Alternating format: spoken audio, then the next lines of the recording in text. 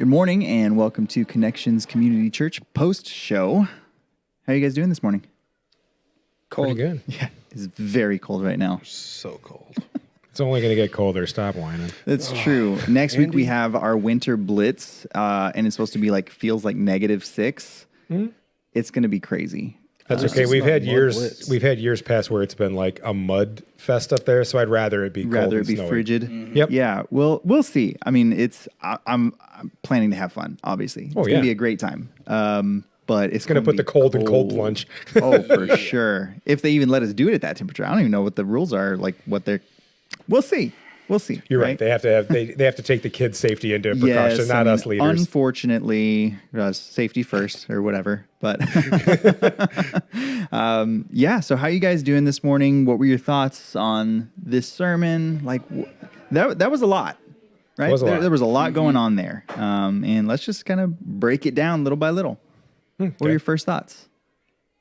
I'm just so excited that the direction that our church is going. Yeah.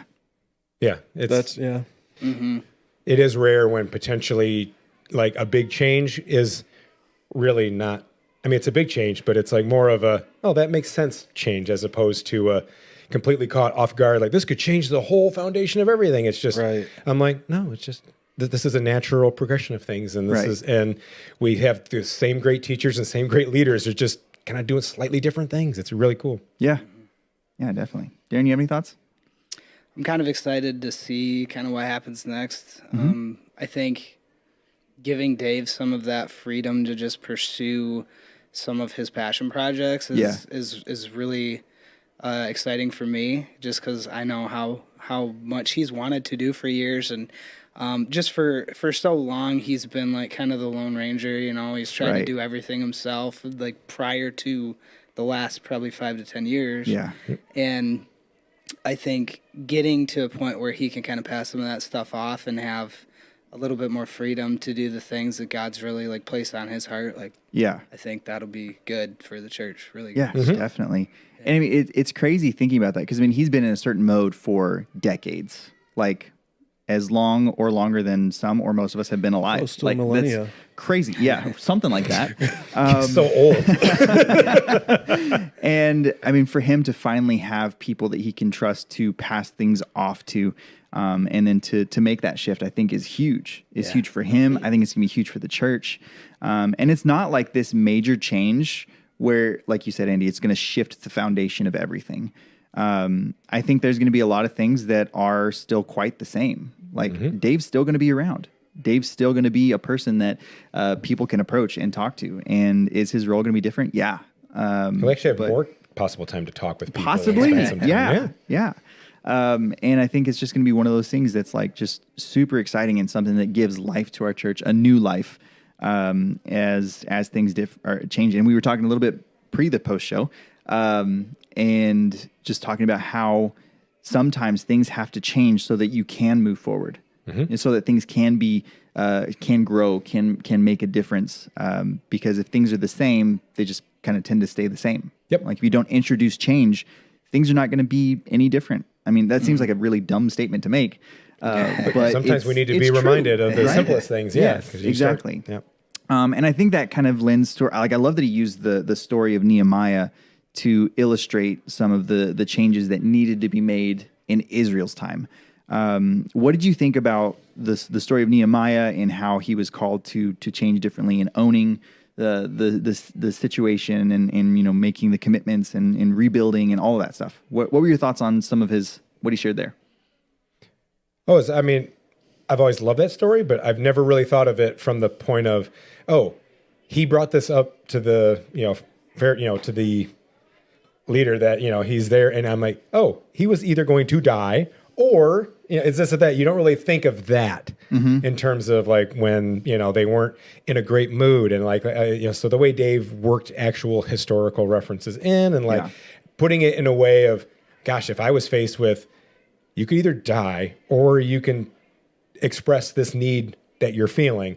I don't know if I'd have the guts to go, I want to go rebuild my home city. I'd be like, I just want to stay alive. So I'll say whatever you want to hear. Right. But yeah, it takes a lot of, it's it was a cool part that I've never really thought about or Right. focused on before. Yeah, he neglected self-preservation for what he felt was right. Yep. And I think that's a great point.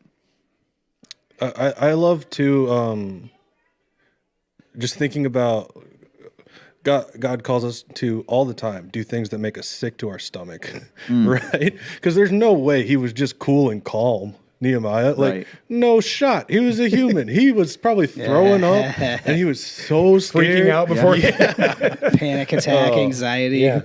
I always find these stories really inspiring, but I always have to remind myself, like, God is asking things of humans as well, and they are also feeling the same things that I would feel. So it's like, it's okay if you're scared when God asks you to do something. Yeah. It's just a good thing to remind myself of. Yeah, absolutely. And it's nice because sometimes we put Bible characters on a pedestal, but you're like, Yeah. they're humans just like we are, man. They Yeah. mess up all the time. So it is kind of nice to be, reminded that, oh yeah, God used them. He uses me the same way, and I am no different than they are. So he just keeps using us, people that follow him and do amazing things through it. And it helps keep me in the why not me, why not now mindset, which I think is really helpful and useful, and good place to be.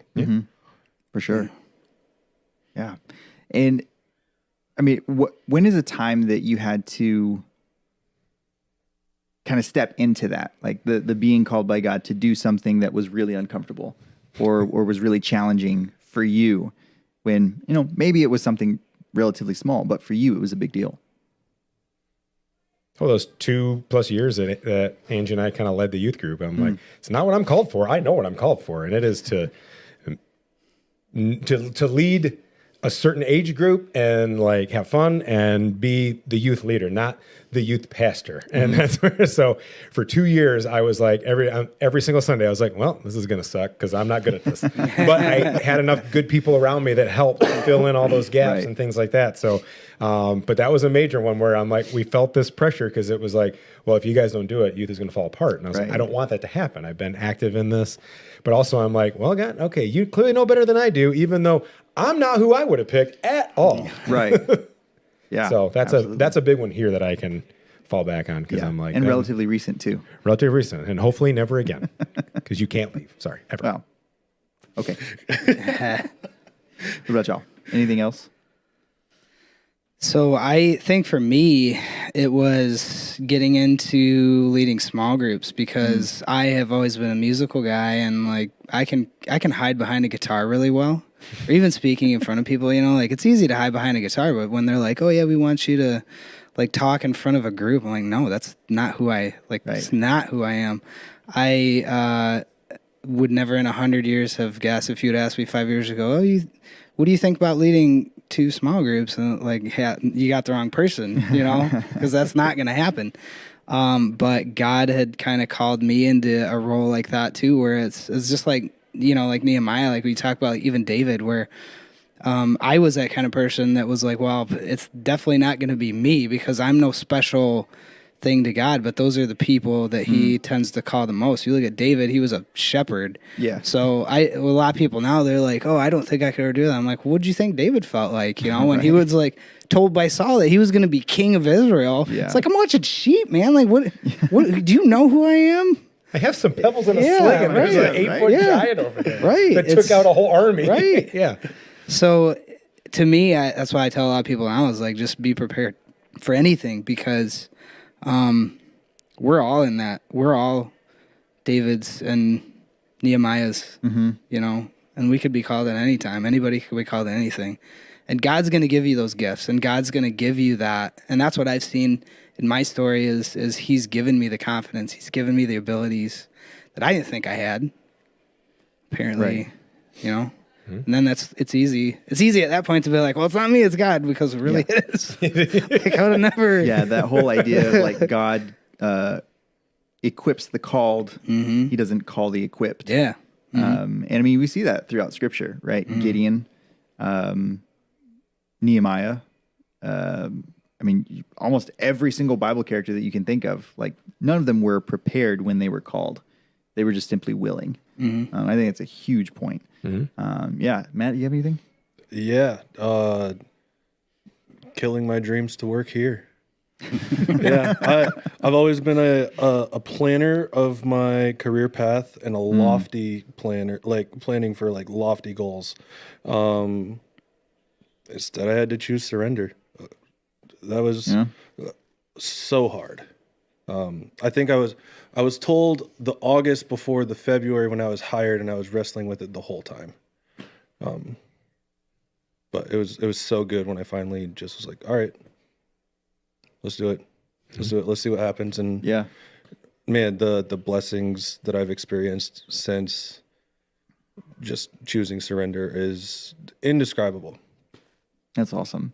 Yeah, and I think for me it was kind of similar because I wasn't planning on going back into youth ministry. Like there was no desire there. There was no really anything that I had was like, no, I've got a career path. I've got this thing that I want to go. I have like these dreams that I've been pursuing and desiring. And I mean, it started with going to Germany, and I was like, man, there's a need here, and I know that God has been developing me over these last several years. As I look back, like I don't see any other path to be able to use what God has allowed me to go through with my family, with my job paths. Like I tried everything else. I tried pursuing money, tried pursuing these things that I thought were my dreams. And when I was like, no, I have to do this. I have to be faithful to what God is calling me to. And I mean, it's finally led us here. And there's no way that if I would have done like tried to pursue this role here 2, 3, 4 years ago, that it would have worked out. Like absolutely not. But God allowed us to go through a lot of difficult situations and things so that we could be here right now. And like you said, like it's just been such a huge blessing for us to be where we are. And I mean, is it without challenges? No. Like how many of you, now that you're pursuing your dreams or doing exactly what you feel like God is calling you to, like every challenge has gone out the window. Like it just doesn't exist. How did you do that? Right. Yes. And please let us know. Yeah. Put the cheat If codes you know, in the put that comment. in the chat immediately. Right? We're open to suggestions. Like let us know. But yeah, I mean, God doesn't take away the challenges or the difficulty just because we decide that we're going to follow him. I mean, there's other things that come up, right? But the blessings that we're able to experience and live in because we chose to follow God and to do what it is that he's called us to has just been like overwhelming. I think it's probably really the only way that I can describe it. And when we do choose surrender, God makes it incredibly known that he is with us. Yeah. Mm-hmm. Yeah, that was something that was massively evident to me when I did choose that. It's like, oh, he's right here. Yeah. Duh, but yeah. Because like I can convince myself that God is elusive. Mm-hmm. I just because I've stopped looking for him, and he's been right here. He's always been right here. Mm-hmm. Yeah. And I tend to stop looking when I'm feeling pressure to do or feeling called to do something, and I'm like, well, that's not what I want to do. And then I'm like, well, if I don't look for him, he clearly can't call me to keep doing this. Right. I would be wrong because you keep getting that nudge and that urge to. Right. Yeah. Yeah. Man, that's awesome. So when It's a good thing he can put up with us dumb humans as much as he does. No, it's like he understands us or something, and he just like knows what to expect. It's almost like he We're the ones that make it he painful. made us or something. Yeah, for sure. I just love reading those passages where Jesus is like, how long? Right? Do I have to keep putting up with you? Goodness, Dude, how long do I have Jesus to put is up with so this? funny. I know, it's This great. I generation. put myself in his like, his 12 shoes all the Yeah, time. I'm like, yeah. man, I would have driven him nuts. He's like, Andrew. So when he talks about committing to the rebuilding, like, because that was something that Nehemiah had to do. What does that look like in your life? Like rebuilding whatever it was that God has called you to reconstruct or do differently or navigate. What does that look like for you? There's a few things, a few different ways. A lot of the relationships I had in my early 20s came to grand crash and burn. Because I didn't know how to be a friend. They didn't know how to be a friend. We were all 21, 22 making the worst choices. And God was like, I've got different plans. You need to let this stuff go. So I had to let some people go for a while, and if they come back into my life, great. But they're still let go at this point. And I learned how to have real friends, like good, godly friends, like Austin and Elizabeth and Cooper. And I should probably stop listening because I'm going to forget someone. But all of my friends that I have now that are encouraging and helping me in my walk, that was huge. I forgot your question. What did the rebuilding process look like for you? That was part of it. You were answering it. You just didn't know you were answering it. Yeah. You did a great job. Yeah. And then also here, learning how, after I'd been hired, learning how to maximize what God has already given us. Get the absolute most out of everything possible. That has been a massive learning curve because I was always the type of guy who's like, all right, I have a problem. Let's buy something. let's buy something about it, which is not always possible. And it is, I don't know. It was just a cool way of learning stewardship, I guess, which is something that's really important to everyone on staff. Is let's use our funds that we are gifted as best as possible. Stretch them as far as they can possibly go. And I don't know if that was something that I saw as massively important, but now I do see as massively important. Yeah. Yeah. For sure. What about you guys? Guess I'd say my approaches to certain like types of relationships, kind of how I structure relationships and prioritize things. God's kind of worked in my life at like, hey, this is your approach that you've used for years isn't really going to work where I want you to go. So like, what does that look like? And kind of changing communication styles really, or just, different aspects of how I relate to people or my understanding or, my patience level and all that stuff. So there's just a lot that goes into that, I guess, a lot of rebuilding that I've been going through, but Yeah. Still. Yeah. It's good to know. It is. It doesn't Yeah. stop, right? Nope, never stops. For you listening at home, it doesn't stop. Just because you just committed to following God or doing the thing that He's called you to, it doesn't stop. Like the rebuilding process doesn't end. It's weird because I don't feel like I'm in a rebuilding process, but then you look back and you're like, oh no, that rebuilding process has been an ongoing thing since I started coming back to like church. So sometimes you get complacent and you're like, I'm not in that phase right now. No, you are. It's just little thing. You keep changing and adding things to it along the way. Yep. You guys probably should get going. Absolutely. I was going to make it hard for you to get out. But no, It looks like the time jumped. It went from like 2 minutes, 11 seconds to just because it's a weird. little bit more cozy. More cozy. But it's weird to call it a rebuilding phase because you think of it, a phase ends and you're like, no, it's a constant evolution of things. Like kind of like what, Darren was saying, the way one of my current rebuilding things is, man, I can still feel myself being very judgmental. Yeah. So I always try to think of, well, Jesus was not that way at all. Like, look who He talked with, look who He spent all of His time with. Yeah. So I have really I really focused on myself to like, do not immediately judge, like be more open-minded, be more willing, because those are the kind of conversations that open up people to see Christ without me having to just throw a Bible in their face or stuff like that. So those are the kind of current rebuilding things that I'm currently working on myself too. And I mean, it changes for every person, right? Yep. Like, I mean, everybody's gonna be working on something different, and it might shift, but it's never going to stop. Right. And I mean, that's awesome that you recognize that's one of those things that you're like, man, here's where God is calling me to change. Because a lot of people just aren't willing to do that. There's times that I'm not willing to change something that I'm going through because it's going to be uncomfortable. It's going to be difficult. It's going to be a long process.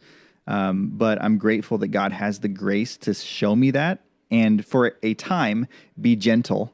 Yes. And then it's time for the smack in the head. The 2x4 across the face, like whatever it is, it's going to be something that is going to change my life for the better and change the world for God's purposes. Yep. And so to be willing to step into that and to lean into that, I think is something that's really important, committing to that. Yep. So yeah, love Dave's message today. We have a lot of changes coming. They're going to be great. They're going to be exciting. It might come with a little bit of pain, a little bit of growing pains, but God is going to be present through all of it. And so as you are at home, we're so grateful that you joined us online. We hope that you have a wonderful week, that you engage with us throughout the week. We have the Q&As on Wednesday. We have all things going on. We have youth tonight, 4:30 to 6:30, Winter Blitz next week. Like there's just things happening. It's going to be a wonderful time. So please continue to join us. We love you. We're so thankful for you, but always remember that Jesus loves you more. God bless.